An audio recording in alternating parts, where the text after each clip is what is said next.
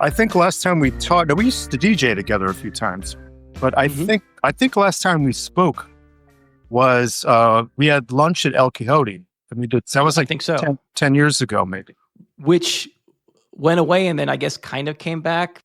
It's back. I mean, I love the Chelsea Hotel for all the history and stuff, and I've been there many times over decades at this point. So it's been kind of gentrified and taken over by Hollywood. But Quixote's still there, and it's one of my favorite spots in the city. I don't remember it being that pricey when we went, but No, there was a kind of a dive at that point. was part of the charm, right? It was like one of the last remaining. It was, yeah. I was reading I interviewed a cartoonist the other night, and she's been in the city for 20 years, and she did like a kind of a semi-memoir, and there's just like little spots that she puts in, like she puts the Mars bar in. Oh yeah. That's the first thing that came to mind when that's the stuff I get nostalgic about. Yeah, just the like when there used to be dumps. Yeah. And also, you never knew who you're going to run into. I mean, I ran into the Strokes there. We had the same landlord at the time, probably the same landlord, but the same superintendent. And yeah, you always met some really interesting characters down there. Yeah, I actually just left the city in July. I did the moving up to Hudson Valley thing. A few hours north now. I can see what's attractive about it. My girlfriend's definitely trying to pivot in that direction. I'm an hour from the Poughkeepsie Metro North Station. The other side is New Paltz. I don't know if you've been to New Paltz. Yeah, which is just like a cool kind of college town. Yeah. We just went up to Beacon actually. I love the Dia, so we went up for that, and there's some good restaurants in town and stuff. And it's funny because my joke is when you move out of Greenpoint, Brooklyn, for those of us who aren't New Yorkers, Polish town. Yeah, you move to Beacon, or you move to Woodstock or Beacon. That's like the the satellite of Brooklyn, like the shuttle that just goes back and forth between the two. It isn't much of a. I mean, I love the train ride on the Hudson. It's beautiful, if you catch the right time of day and it's good lighting. It's really, it's crazy because everyone has an idea of New York City, but New York State is, New York City is this like little triangle on the corner. It's just like with Jersey, Jersey's humongous. And you've got, everyone thinks about Elizabeth, New Jersey, the armpit of the state, that kind of thing. But it's like, it's a huge state. You've got lots of beautiful greenery and stuff. So. And honestly, like, you really have to zoom back because, anything in the Hudson Valley really isn't that far from the city. Like there's so much more New York. In fact, I was talking to somebody, I had a guy come by to look at my heating system, and he was telling me that his kid is about to turn 10. So they're going to Cedar Point, the big like amusement park in Ohio. Oh yeah. I used to go there when I was a kid. Yeah. Oh yeah. You're from Ohio. Yeah. That's right. So long time ago. But he was telling me that, and he's like, oh, and we're gonna drive, and I was like, oh, I did that once. I did it with our mutual friend Jeff Newalt. Oh, sure, yeah, Cleveland, and that is a 12, a nightmare drive. 12, 13. It's kind of ugly. I mean, once you get past the Alleghenies, it's flat land, nothing but truck stops on the turnpike. I mean, it's like you're in a Kerouac novel, but you're like in a bad, like a imitator Kerouac novel. That's kind of what it feels like. You're in one of the boring chapters, like somewhere. Yeah. In the middle. Yeah. True. You said I was actually reading in like semi prep for this. I was reading the interview that you did with the Comics Journal not too long ago, and you were talking about growing up in Ohio, and I kind of liked the. Obviously, you got a sense of nostalgia for the place, but I think a lot of that is kind of perhaps intentionally trapped in amber because you don't go back much, so you can maintain this picture of the place. Yeah, I think it's a strength, because I mean, I don't think I'm a nostalgic person so much, but I do think a lot about memory in terms of like, studying Carl Jung and your formative years. It's interesting to think about how so much of our identity is formed, before you're maybe 7 years old.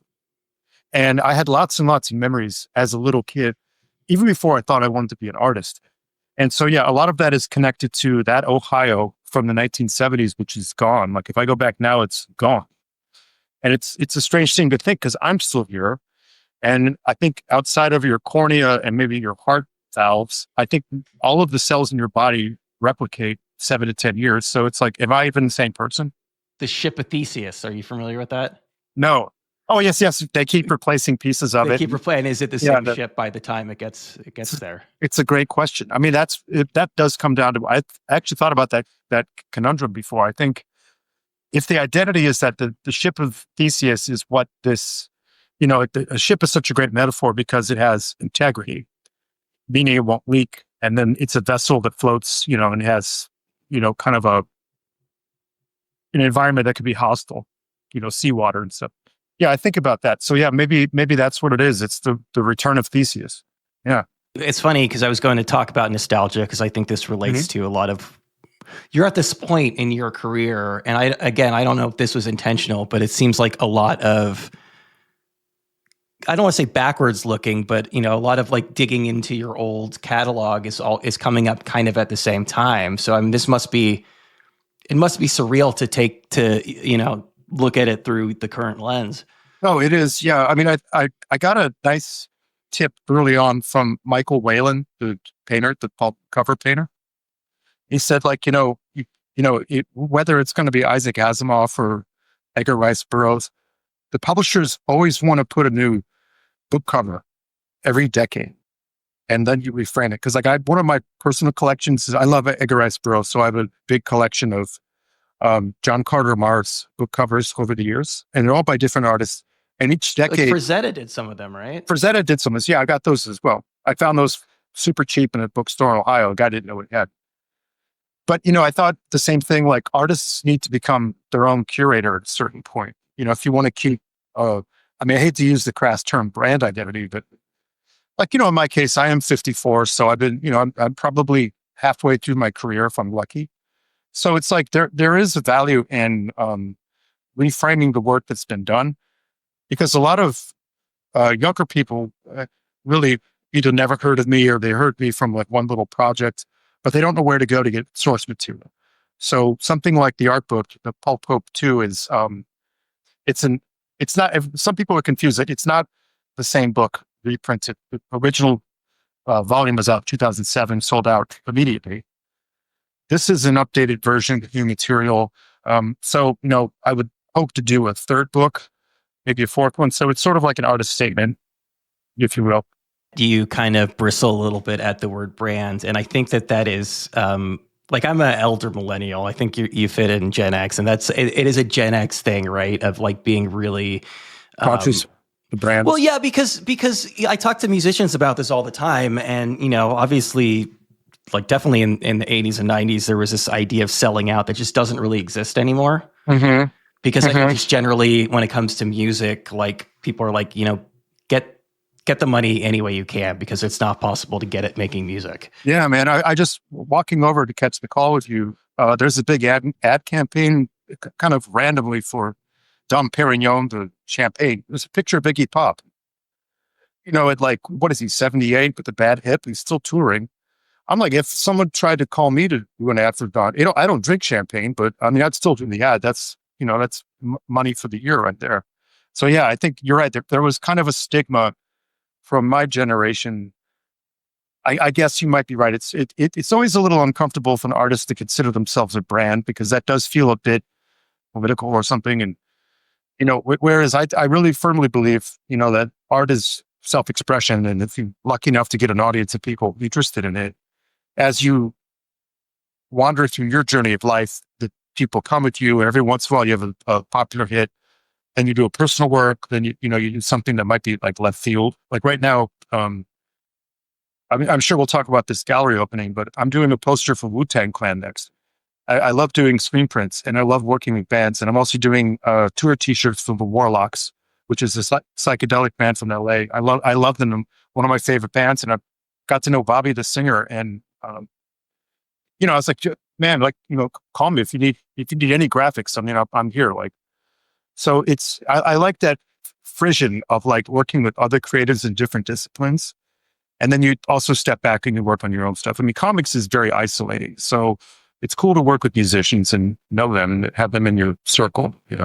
Is there a less crass way to contextualize the idea of brand, because I think about this a lot in terms of style. Like you have a style, and you've had that style for a long time. It's clear what is a Paul Pope piece of art. Music the same way. You start imitating, and then you develop that. So like what is the name? What is a non-crass way to refer to this brand that is you? I guess I would say identity, really. Yeah, because if you strip that, I mean, you're bringing up a good point, and I'm going to rethink the way I think of brand, because I always hated, like, in the 90s when the Bulls were, the top in the basketball charts, you had Michael Jordan speaking of himself in third person. It was kind of like, even though I respect him in a lot of ways, it's like, it always kind of felt weird, like to think of yourself in third person, and like Paul Pope wouldn't do this, Paul Pope wouldn't do that. Ricky Henderson did that too, famously. Yeah, I think, okay, yeah. It's kind of a affectation that I think doesn't work, which is one reason my favorite artists aren't even though I have a Mount Rushmore of cartoonists, it's people like Miles Davis or David Bowie or Picasso who just kept innovating and changing. And I'm like, okay, well, that's really cool. And then, all along the way, Bowie had retrospectives, you had a 25th anniversary of Ziggy Stardust, 30th anniversary. Everything gets repackaged, or you got like Miles Davis from the Sony Legacy collections. I've got most of those, but he didn't stop who he was on his trajectory. So I try to think more from, like the role models I try to look at, actually mostly are musicians, because I think especially when you reach that kind of like stature where you can kind of just do what you want, I think your image does matter. And, I stole a little bit here from Mick Jagger, a little bit here from Bono, whatever it might have been. Image is a good way to put it. I think image hits it right on the.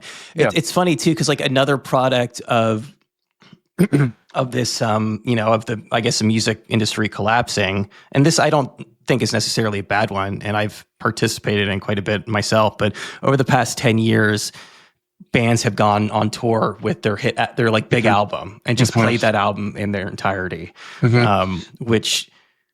I assume in a lot of cases, I don't know, like, I don't know what Frank Black thinks about something like that, but I assume that was something that if you had asked them to do like 15 years earlier, then they absolutely would have refused.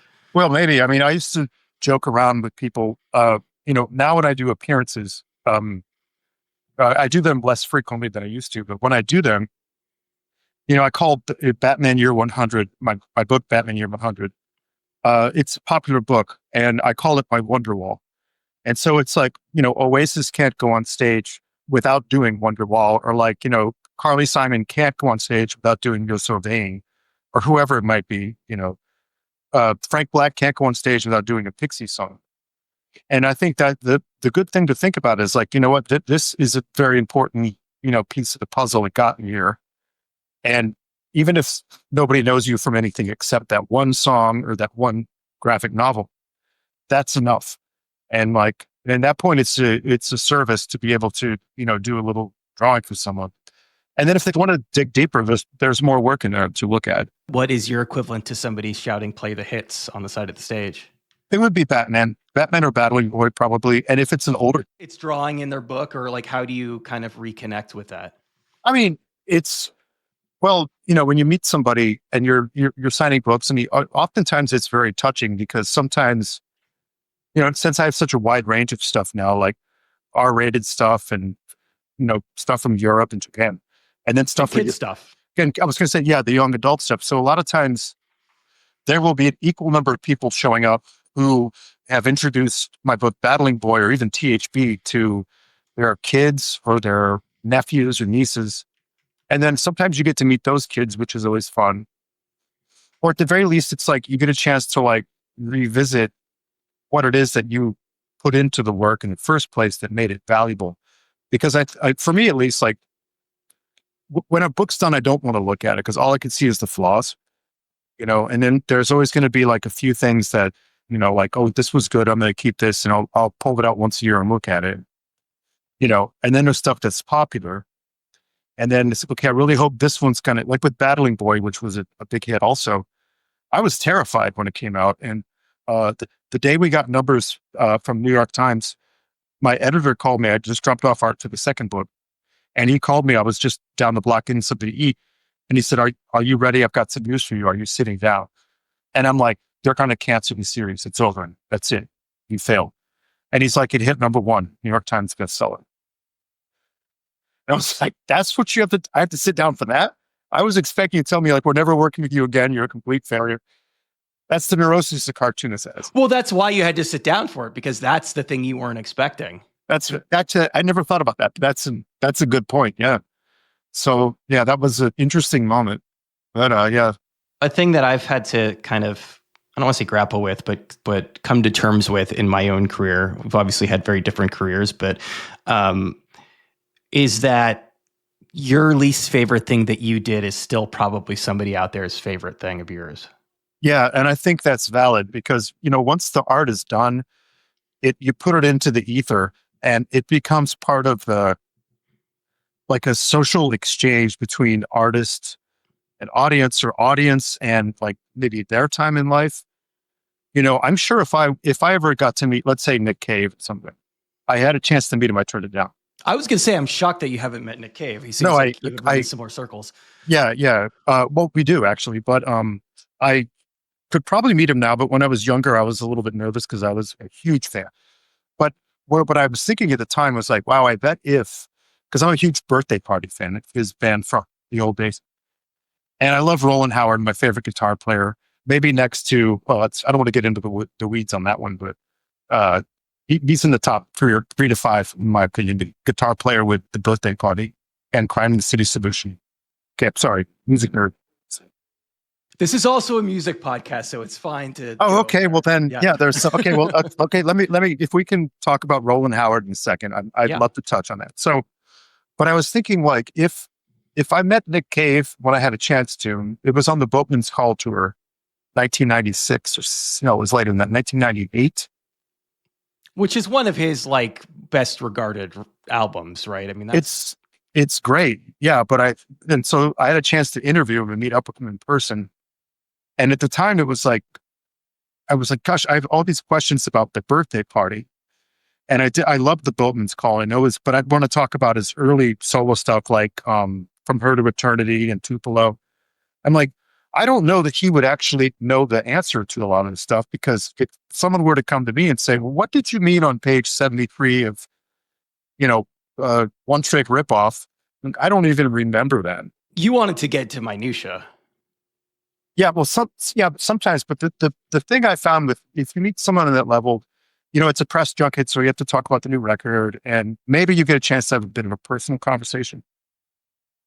So I did pass it up, but I mean, now I would think you would try to just talk about something other than, like their past work, because I think they don't want to be reminded of that. Not that they're embarrassed, just that's not where they're at, so they want to move on. This is like kind of a 180 from that, but related as far as Nick Cave is concerned. A lot of times I'll get pitched like an album and the pitch will be like, this artist like just lost their father, or this artist like just beat cancer. Right. And it's like, okay, well that's an interesting in for me. And that's a reason for me to talk about it. But sure, I don't like, I'm sure that Nick Cave at this point would probably rather talk about the birthday party than his kid dying.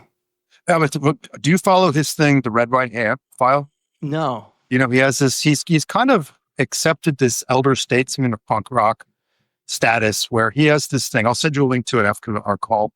It's very interesting because he kind of opens the field for people to talk to him, ask him questions.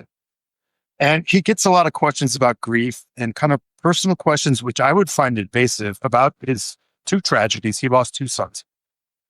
And, considering so much of his early work was kind of cabaret sorrow, I might say. I mean, he did lose his father early on. I mean, everybody has tragic in their life. He handles it with grace, but then he also answers questions like, what did you eat for lunch today? And like, I saw you in Antwerp at this museum and I wanted to say hi, but I left you alone. You were with your son and grandson. And, he says like, thank you for giving us our personal space. And, we love your city, So I feel like he's pretty open. So I'm sure the Nick Cave you would meet in his 60s, I'm not sure how old he is. He must be in his mid 60s by now, but Very different from the hoodlum you would have met in Berlin in 1982, junkie. Is it weird that of everything you mentioned, I'm most curious about what he ate for lunch? Goji berries and is acai bowl. He ate an acai bowl granola. A little granola, yeah. I mean that's funny because that's not something. Unless you and I were at Quixote's and sat down for lunch, it's not something we would talk about, and that to me makes it even more interesting because I can't find the interview out there with so and so talking about what they ate for lunch that day. Yeah, what did I have for lunch? There's a place nearby that does takeout sushi. It's like it's my deadline food. So I just finished it's just like a counter basically. Yeah, it's a grocery, but if you go in the back of it, they have like fresh sushi every day, and they have like udon bowls you can order. But it's nothing fancy. It's just a Japanese grocery with a little sushi counter in the back. And I just called it my deadline food place. So yeah. So before we move on, you wanted to talk a little bit about the birthday party guitarist. Oh, Roland Howard. Yeah, Roland S. Howard. He, I grew up in rural Ohio, and a guy back then, before the internet, if you were going to find anything cool music wise, you basically had to know somebody older, preferably someone who worked at an independent record store. And I happen to know a kid like that. Now looking back on it, he probably was like 21, but to me, I idolized him. I was like, this is the coolest guy I've ever met. And I went in one day and I was just looking around, and I told him I liked the Doors. He's like, what kind of music do you like? I like the Doors a lot. And Rolling Stones, whatever. I was probably 14. He's like, oh, you might like this band. And he gave me Crime the City Solution and The Birthday Party, both of which had Roland Howard as a key player. And that was the music of my adolescence. And it's like swampy reverb guitar, very sparse, very angular, very post-punk. Yeah, that's my favorite period outside of I like all kinds of music, jazz, classical, whatever, roots rock, roots blues, all that kind of stuff. But then this stuff really spoke to me at that stage. And I find this, you might find this as well, like the music that continues to endure is music that doesn't get old. Like now, if I listen to Jane's Addiction, nothing shocking. I think it's a great album. It puts me immediately back into the mind state of being 18 years old. Someone told me once, and once they told me this, it everything made sense. Mm-hmm. Drums, how the drums are produced. The producing that makes a lot of sense.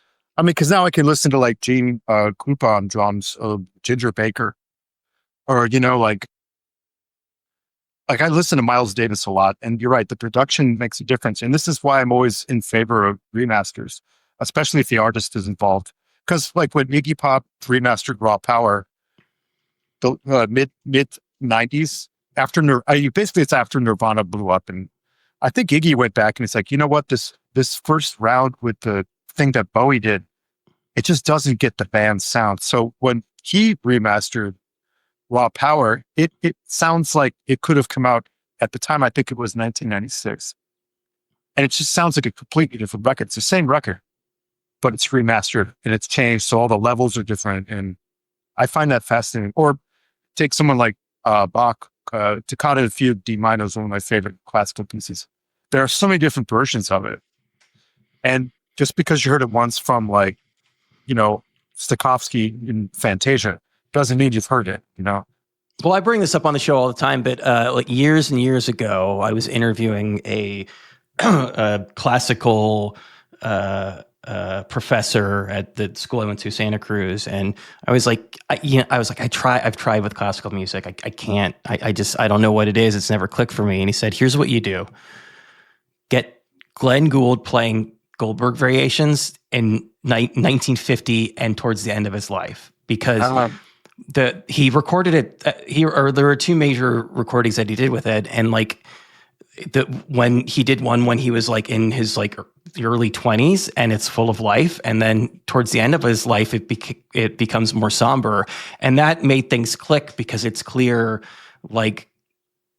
how much the player plays a role in, especially like Bach, where, I mean, there's all these, you read all these stories about, oh yeah, this was actually meant to be played 4 times faster than it's actually played. Well, he's a fascinating character too. He reminds me a bit of John Cage because I believe he deliberately left in the sound of your finger pads hitting the piano keys and the breathing, his sighs in between. It's stuff that he makes the sounds. Like Keith Jarrett does the same thing. Yeah. I'm not, there's a point where like in the 70s, all the guys that worked with Miles, like when you got out of cool jazz and you got acid jazz, then they moved into whatever he was doing in the 70s. All these different things. Distortion, and he was listening to a lot of Hendrix and a lot of, and I like a lot of the stuff he did then. But yeah, Keith Jarrett is an interesting character and I have a lot of respect for him. Growing up, I knew some more prog rock / jazz heads.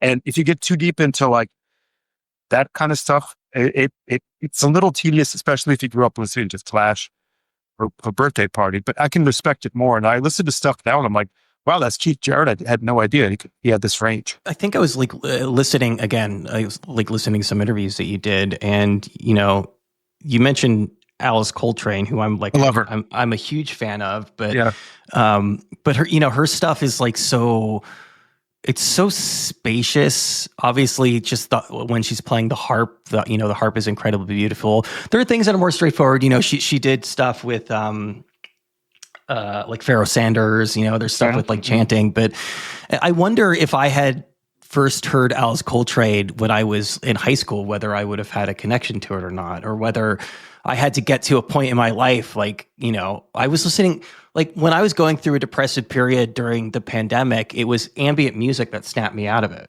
I've been listening to ambient all the time. I listened to Steve Roche. I listened to Eno, of course.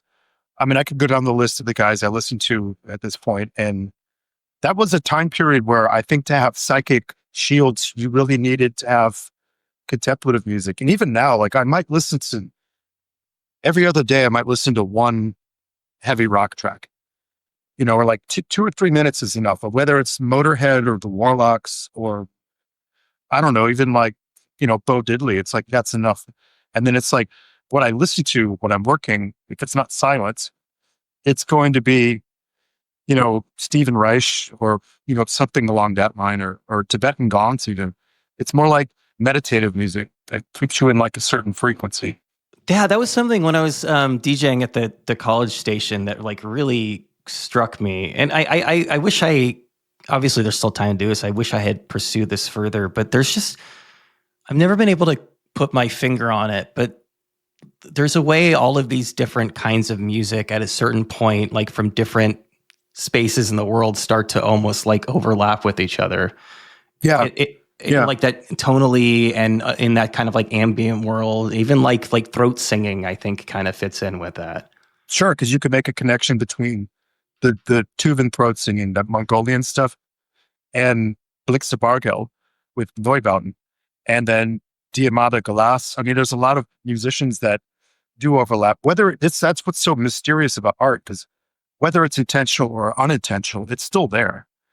And that gets back to what you were saying about, like doing a drawing of Batman. It might be this person's favorite book or the only one they know you for, but it has a meaning outside of the artist. So once it's done, it's like this creature that just lives in the world somewhere. I always feel goofy quoting somebody's like press release back to them, but in the one that they sent out for this art exhibit that you have, there's a quote in there. I think the person who wrote the release actually wrote it, and it says, Pope is more interested in invoking a feeling than hitting plot points. And that really resonated. And that was something that took a really long time for me to realize. Cause I think like, listen, I think like I'm pretty sure I'm on the spectrum. I take things like way too literally, and the importance of vibes, the importance of feeling. Like there are so many movies that you watch that you couldn't explain the plot to, but they just feel right. Mm-hmm. Well, I noticed that in my teens when I first got into Sherlock Holmes or Raymond Chandler, because I didn't like the thing about the detective novel. And actually Raymond Chandler writes about this in his book about writing. where he says there are different people who read uh, detective fiction for different reasons. And one of the categories he defined is there are people who read detective fiction for the setting. And they don't care about the who done it or like, the butler did it or the femme fatale did it. They're more interested in like with Sherlock Holmes, like, what did they eat for breakfast? When did Sherlock Holmes wake up? Why does he keep the tobacco in a silk stocking? That kind of thing. Silk slipper. So yeah, I think that's something I've always appreciated. And actually right there is exactly what you're talking about, because if we think about artists like Alice Coltrane, you could take it back to the ragas and you could talk about Ravi Shankar and things and then look at her relationship with John Coltrane and modal music and all this stuff. And I love Pharoah Saunders as well.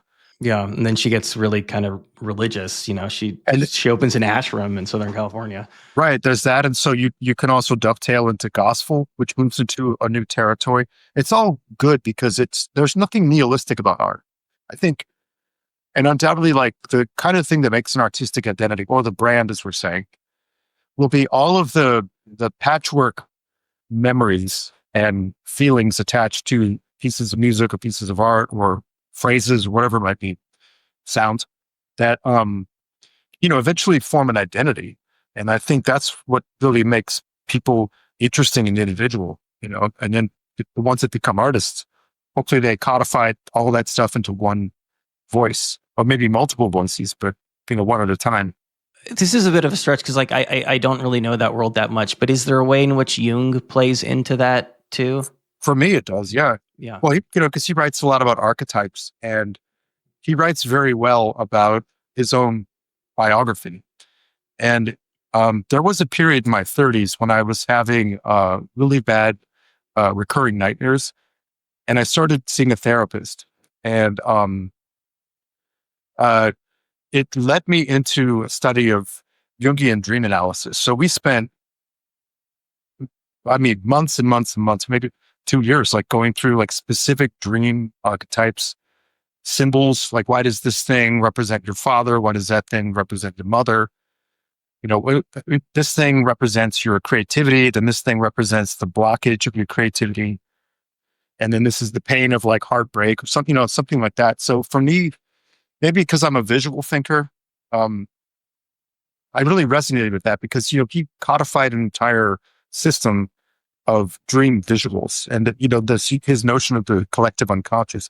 We all have mothers. We all are aware of like the moon, the sun, menstruation, hunger, childhood, these kinds of things. So yeah, for me, I think Jung is like one of the secret keys. And I tried to do that with Battling Boy, tried to really make it. You tried to do it with Battling Boy, but you also like tried to quite literally do it with your dreams, right? I mean, you had a project at some point. Oh, it's called Psychonaut. Yeah, I'm still working on it.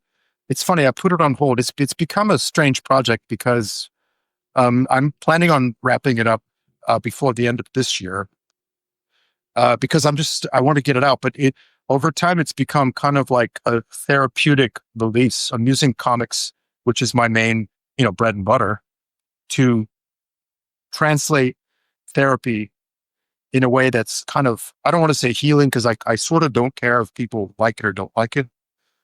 I mean, I think they will. The couple of people who've seen it said it's, they think it's really good. But when I watched Jodorowsky's film Holy Mountain, that's when I was like, okay, well, this makes no. Or if I'm watching old Jean Cocteau movies, or like the early film that Dali did with Chien Andalou. Chien Andalou, yeah, something like that. It's like, okay, this film with the eyeball. The eyeball, yeah, beautiful. There's a Pixies song about it, slicing of eyeballs. Yeah. Oh, is that? Oh, I it's been so long since I've heard the Pixies, but yeah, that makes a lot of sense. Andalusia, yeah. Oh yeah, that makes a lot of sense, dude. Yeah, so I thought, okay, well, you know what? Like, in the realm of comic books, it's always been kind of like a two-tier thing or two-path thing where it's like, okay, I'm an indie cartoonist and I'm gonna maybe publish from Fantagraphics or zines, and I'll maybe reach 1,000 people. I'm gonna be this like indie hero. Or I'm going to go this other route and become like the Marvel, the new Marvel King or whatever. And my style looks like Jim Lee. When we talk about comics, we do discuss it in a very binary way. There's the mainstream world, and then there's the indie world. And I've never liked that because, my background before getting into comics on a professional level, I was going to art school, studying art history, screen printing. I was working in a commercial print shop. I didn't see those barriers. So I'm like, you know what? I'm going to do all of it. Like whatever seems to work. Like this thing is going to be, like Psychonaut is my holy mountain. But, maybe the next thing's going to be, X-Men book or something. I think there's room for all. I don't want to see anybody limit themselves creatively. Like what they think they should do rather than what they can do creatively. I think that's what makes like your Batman powerful, is that you're pulling the indie stuff is informing the superhero stuff, and to a certain extent, the superhero stuff is informing the indie stuff. Yeah, yeah. Well, I think it's a little bit more generous now because, like, some of the people working on, what we call mainstream comics, I feel like the palette has gotten wider in terms of style. If you have someone like Trad Moore, doing like a best-selling Silver Surfer book, it almost looks. I told him this too. It looks like van art from the 70s, like some crazy psychedelic. Some hippie smoked a bowl and drew this on the side of a van, but people like it. So I feel like, then of course you have traditionalists, like whether it's Greg Capullo, whoever, and it's like there's room for all these different styles. And I know you're like everybody else in the world. You're a Kirby fan. Oh, like, yeah. Kirby, Kirby drew some of the most psychedelic stuff ever. Yeah. Yeah, he found ways to incorporate it into like the Fantastic Four. That that collage that he has in that. Oh, yeah. Sure. Yeah. I love it. And his 70s stuff, like the weird stuff, like the Olmec and the demon. I love Commandy. I mean, that's the stuff that, even though it was hard to find that stuff in the 70s, like when I was a little kid, every once in a while you could find an issue of Commandy, or like my uncle had a couple of weird comics in the attic, And I remember seeing Richard Corbin when I was really young. That's such a classic kid thing. And just my uncle had some weird comics in the attic. Yeah. And also the box of Playboys in the woods. I don't know what's up with that. There's always somebody leaves a box of dirty magazines, like kind of moldy in a cardboard box in the woods. I never understood that. It's like passing it down through the generations, right? But who's like, I'm just going to leave this box of old penthouses in the woods. Somebody will find it. Clearly it's somebody who can't beat off at home, I think, is the answer to that question for whatever reason.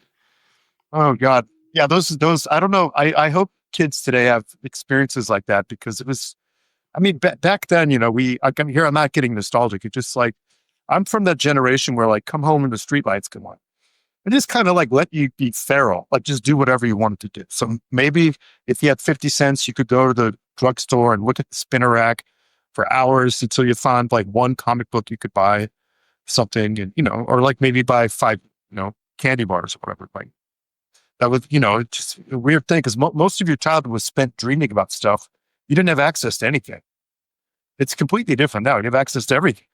And like where's the dreaming? Like where's the spinner rack of dreams? You know what I mean? That's what I want young people to have, because it's a strength to not know things and to wonder about them. I think that's where the fission of new ideas comes from. When you're doing something like Batman, or just a kind of a superhero comic in general, how cognizant are you of the fact that, like, okay, well, I'm the cool older brother now. I'm the guy working at the record store. I am the gateway into Mobius. Right. Well, I've always been, ever since I first got into the industry, I've always been very transparent about my influences, and they're a little diverse, right? So, I was always name checking Teruo Yoko or, Andy Warhol, Kirby or Mort Meskin or whoever it might have been. Like, Kirby, you're right, is kind of like the gold standard of comics. Just so people not everyone's going to bother looking at it, but I know a lot of the kids, like over time, like living in the city, you meet kids from Pratt or from SVA. And like a lot of them did read my stuff, and they looked at the influences, and they went out and found it. And I don't have this elder statesman feeling, because I don't feel 54, even though I am. So it's like, well, all I wanted to do was like shoot a flare up, and so other people can look at things outside of comics, because I always found that people that were only looking at comic books, they're they're sort of like they're in a jar somewhere. Like a cycle, right? It just feeds Yeah. into it. It's the human centipede. Yeah. Oh God. Yeah. I mean, if your favorite artists are like John Byrne and, Neil Adams, it's like, that's great. But there's so much more that has nothing to do with comic books that you should, I think, I don't like the term sure, but, I mean, read artist essays, read, historical fiction, all kinds of things, and listen to music you don't like, like just try to get like a bit of a potpourri of, what else is on it.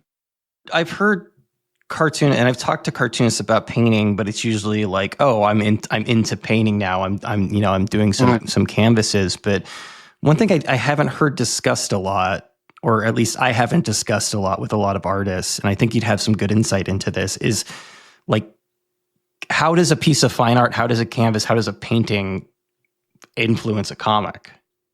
That's a great question. Well, I remember when I went to school initially for studio art, so I was doing a lot of oil painting at school, gouache, oil painting, watercolor, anatomy, all kinds of things. And the one thing I really loved about pop art is that it took this very crass notion that, the final product is this mass-produced cheap thing that anyone can buy. You can go to the drugstore when you're getting a carton of milk and pick up an issue of Fantastic Four. And Campbell's Soup Can. And you don't have to go to a gallery and go through the threshold of like, am I dressed correctly? Do I know enough to be able to talk to the gallery owner? Whatever that might be. So I like that kind of like democratic attitude. And comic books is pretty much what guys like, whether in Warhol's case, he's a little different because he wasn't an illustrator, worked in, fashion, and he did all that stuff before he got into his conceptual art, the Brillo pads, all that stuff. And he was a screen printer, and his work is really good. I think he's very talented. It's easy to cartoon him because there's a lot of very cartoonish things about his personality. But I think, even when I first moved to New York in the 90s, I always lied to people about what I do because, even though I was a professional cartoonist making 100% of my income from comic books, when everybody wants to know, like, what do you do for a living? And back then I noticed, like, here I am, like, perfectly green, just off the boat. I'm in New York City, woo-hoo. Like, comic books. Oh, come on. Like, what do you really do? Or like, what do you really do for a living? Everyone's got a side hustle in New York City. There's this, yeah. And so I was like, wow, people don't respect, they don't understand how you can actually be a professional and pay your bills and have a nice apartment, and live in a cool. I think that's fair. Like, I understand why people wouldn't understand that. Yeah, it's true. But I think that's the thing that, God bless Marvel Comics for this. It's changed things. Talk about the zeitgeist. Everybody now thinks comic books are cool because they have access to it. So they either read manga or, they watched the, Chris Evans, Robert Downey and the Moody's, they bought their nephew Iron Man toys or whatever. So it's changed a lot in the last maybe 20 years or so. So I think that's, my tip of my hat for the film industry for catching up. Because, comics was always sort of like the ugly stepchild. Well, like, it's okay for like Liechtenstein to steal panels from Rafif to put that in MoMA and make a lot of money off it. That was literally my next question. My next question is, I want to know what you think of Liechtenstein and him just kind of regurgitating culture back into itself. Well, I think I would compare this to sampling because there was a period early on where you had the early guys in hip hop who just liked big beats and they liked Jimmy Page's, like, A major, just like a hard chord. And they made some bona fide hits from it. Nobody thought sampling was appropriation back then, any more than Elvis thought covering Hound Dog was ripping off, the Big Mama Thornton. Big Mama Thornton, yeah. Thornton. Thornton, yeah. Like, nobody thought about that. And I mean, there's a tradition in a lot of the blues, and especially the Delta blues, is oral tradition. So you learn a piece and you would do it in your own style. And that's always the way I kind of felt about sampling until it got legalized, or legally bound, let's say. And I think when Liechtenstein was working, or the other guys that worked with pop art imagery, they were not conscious of the concept that they're stealing something from Russ Heath, because for them, it's no different from Andy Warhol doing prints of soup cans. So I think, that was 50 years ago. So I think we have a very different attitude toward it. Definitely there's some bullshit artists who made pop art. There's also some ones that did some transcendent things. And I'm aware that when I do references in my own work to other artists, and that's why I'm transparent about it, because it's like, look, if I'm like one of my, I would say one of my well-known cover pieces, it's in the gallery at Philippe Labaune is from THB, where there's a girl holding her arm up and you can see her armpit hair. That's a direct reference to Tadamori Yoko, one of his paintings from the 60s. And I did it on purpose. It's a call and response. So in that sense, I consider that visually sampling. But the difference is I'm not trying to hide it and say it's my idea. It's his idea. I just reappropriate it for comic books. The legal term is transformative, right? And that's like hip hop, like that's why that works, is because maybe you do recognize the hook, but it's an entirely different piece of music. Yeah, and I don't know that Lichtenstein quite hits that, because it's just taking one panel and just making it really large, basically. Mm-hmm. Also, I don't honestly, I don't have a lot of respect for him. I mean, I'm not going to shit on anybody here. He's not my favorite artist from that mid-century period. There's a lot of better ones, but he was doing something that people weren't considering in a fine art context. Like, he's doing this giant Ben-Day dot pattern images of like women crying, it's silly work. I think it's silly. But I don't know, he was maybe the right guy at the right time. I don't think that would fly today, but in 1964 or something, I think, it hit something for what people were thinking about. This is going to bring us around to something that I in my job, I think and write about a lot. And I've seen you, as I was talking to Anthony Ha, who just spoke with you. Mm-hmm. You spoke about AI. You talked about AI in the Comics Journal thing. Obviously, everybody's talking about it, but that's an interesting thing to reconcile, is sampling and homage when it's run through and spit out of a computer. Yeah, it's very, I was about to say nuance, but I think we're in the midst of a revolution, like a digital revolution. I have to fall back on cliches when I say this. And I was telling him, I think we have a lot more to worry about with weaponizing robots and AI in terms of like surveillance and battlefield stuff. I mean, right now, if you were to go on, Meta AI or ChatGPT and ask them, like, give me a drawing of such and such in the style of Paul Pope, they'll do it. It doesn't look very good. But, there's no legal protection at this point. And it's so funny, like a year or two ago, somebody told me that if you've written enough things on the internet that you can ask one of these platforms to write something in your style. And I did it, and it made me feel bad. Because it wasn't. Am I that bad of a writer? Like, is this how people read? Yeah. I mean, it's funny. I like that term hallucination when it comes to AI. Because like one time, granted, this was maybe a year ago. So I think the learning curve for AI is very quick. And I think a lot of bad actors are only thinking about getting to the top of the mountain. They're not too concerned about who they step on. They just want to be in that way, it's not like if you watch that Oppenheimer film, there's something very cynical about it, because it's like someone's gonna split the atom. It might as well be us. It's also like, I'm not going to get like too political, but like it's also accelerated by late capitalism of like, whatever's left, we need to pillage. Yeah, it's funny, isn't it? Because I think I don't know many developers. My two cousins are coders, and they have opinions about AI. My one nephew is a coder, considers AI to be a sociopathic personal assistant who doesn't mind lying to you. And this is a kid who codes for a living. So I like that opinion because this term hallucination, AI is faulty. And so the thing that worries me is when people, this is the next stage I see, and it's a little dystopian. I mean, I'm wearing a 1984 t-shirt. I walk around with this, this is how I feel about the world. When people stop investing in reading and writing, and they're dependent upon AI prompts that talk back to you so you can have a conversation with it. You're granting your skepticism and your truth value quotient to a machine, which may not be getting the information correct, or depending upon let's say the politics or whatever, the bias of the person coding the machine, there's certain information that's going to automatically be left out. Or what we're seeing now with this latest iteration, I forget what the name of it is.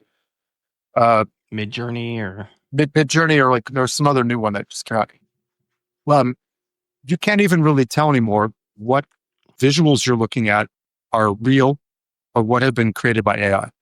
And so it's going to pretty quickly, I would imagine, the next 2 or 3 years, it's going to really have to change the way people value information, because we can simulate, or AI can simulate images of, like, let's say the president's plane crashing into the Capitol building, or somebody getting assassinated, or like somebody's pregnant and it's not real, but it looks like it's real. Maybe it's happening in the world. I just haven't seen it. I'm surprised that there isn't more of an effort to harness hallucinations as the artwork. That could be. I mean, I think we have yet to see, and again, I'm not completely against AI as a creative tool. I'm not one of these purists who's completely against AI. Like, I know it's a very hot topic for people in comics, but I remain neutral because I'm looking at it more from the point of view of a futurist rather than, a cartoonist. Like, I mean, a lot of people in the creative arts are going to lose their jobs. Like, I don't think we need animatics by humans. We don't need storyboards by humans anymore. Script editors. I mean, this is just what happens when you unleash something like this onto the world. And it's true in many other industries, whether it's, flipping burgers at a diner or, whatever it might be. Then you have to follow the money and see like who's actually benefited from this, because it's not really people like me and you. So I have to lean further into my individuated analog talent as a visual artist or a writer, to have an identity, because I think that's the thing that can't be replaced. I changed jobs recently, and I had to like post on social media that it was happening. And I was saying at the time that like up till this point in my life, that's maybe the closest I've been to attending my own funeral, because, all of a sudden people are coming out and they're telling you like how much they appreciated your stuff, and they wouldn't do it at the time because, you're still around, you're taking it for granted. And I wonder how much of this experience of putting like not only the book together, but working on a gallery is that idea of kind of attending your own funeral and seeing what the kind of the clip reel of your life looks like. I don't feel like that at all, to tell you the truth.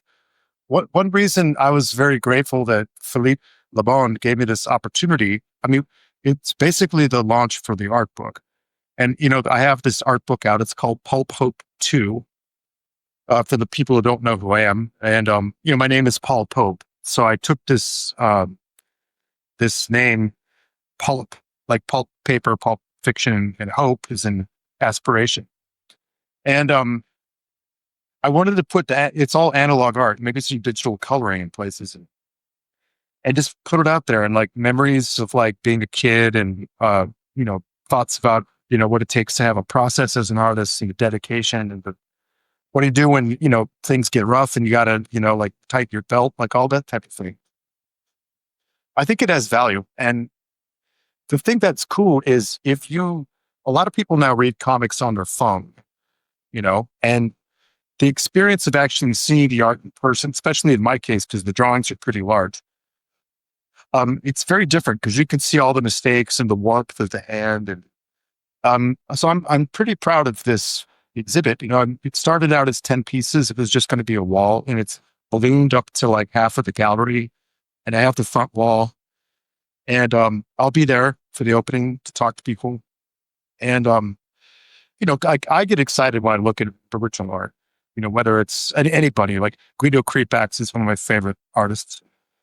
Philippe did an exhibit of Will Eisner recently, one for Mike Mignola. It's just exciting when you look at the art that other people are doing in kind of a modern contemporary context. It's not like going to the Met where you're looking at Rodin sculptures, or who I love, or something like that, you're looking at a finished product there entire too, and one of the things that I think is underappreciated that I love looking specifically at comics is when you can see the whiteout and you can see what's drawn over it, and you can really see somebody's process. And I think this loops us around towards the beginning of our conversation, because I think that that's very similar to what you were talking about with Glenn Gould or Keith Jarrett, and leaving those sounds in there, leaving the mistakes, and the mistakes are part of the vibe or part of that feeling that you're going for. Yeah, I read a biography of Hemingway. I forget the name of the author. I can look it up if you want, but he made an interesting affirmation. He said Hemingway's two greatest novels were his first and his last, Sun Also Rises and Old Man of the Sea.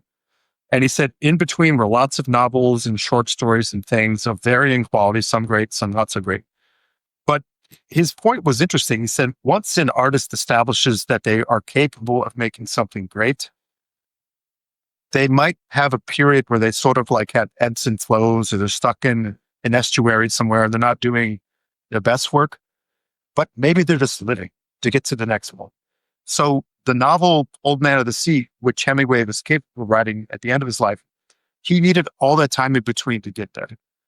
And I think that's what makes a retrospective of a 30-year career interesting, because when I look back, I do have emotional attachments to certain things, like that THB cover with the armpit. Like I remember exactly who I was, where I was when I made it, why I made it, even though it's not me now, and I'm capable of better now.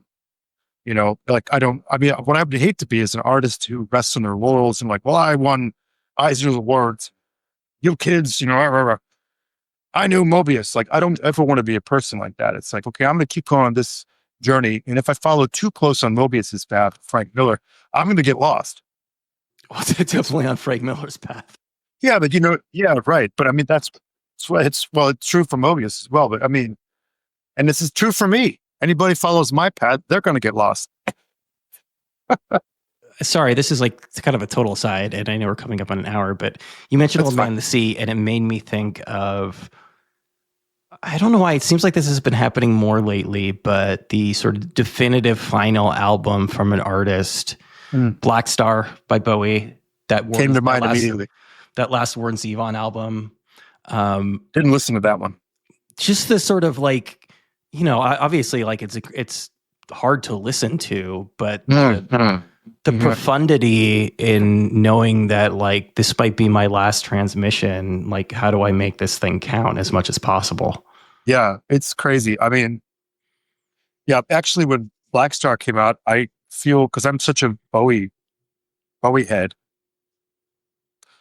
like I couldn't listen to anything Bowie for 2 or 3 weeks, and then all I listened to was Black Star, because it's like, this was an artist who was aware that he was going to die. It's not coincidental. He died, I think, 2 days after the album came out. And I remember watching the video for Black Star. I think it was 2 days before he died. I think this guy is going to live forever. Like this is like the gold standard of what you should do with what you can do with pop or avant-garde or whatever it might be. And then he was dead. And it's like, whoa.